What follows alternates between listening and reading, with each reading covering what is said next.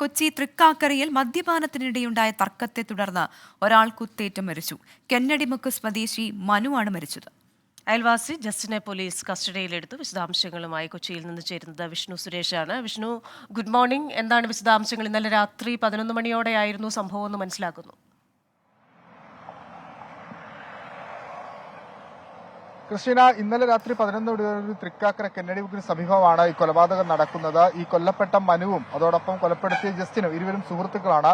വിഷുവിന്റെ ഭാഗമായി വീടിനടുത്ത് നടത്തിയ ഒരു ചെറിയ മദ്യപാന സൽക്കാരത്തിനിടെയാണ് ഇരുവരും തമ്മിൽ തർക്കമുണ്ടായിരുന്നത്. തുടർന്നാണ് ജസ്റ്റിൻ കയ്യിൽ കരുതിയ കത്തി ഉപയോഗിച്ച് ഈ മനുവിനെ കുത്തിക്കൊലപ്പെടുത്തിയത്. ആയുധം എന്താണെന്നുള്ള കാര്യത്തിൽ വ്യക്തത ഇനിയും വന്നിട്ടില്ല. പോലീസ് വിശദമായി പരിശോധിച്ചു വരികയാണ്. സംഭവ സമയത്ത് തന്നെ പോലീസ് ഈ പ്രതിയെ പിടികൂടാൻ കഴിഞ്ഞു എന്നുള്ളതും ഏറ്റവും പ്രധാനപ്പെട്ട കാര്യമാണ്. ജസ്റ്റിനെ നിലവിൽ തൃക്കാക്കര പോലീസ് സ്റ്റേഷനിലാണ് എത്തിച്ചിരിക്കുന്നത്. അവിടെയാണ് അയാൾ ഉള്ളത്.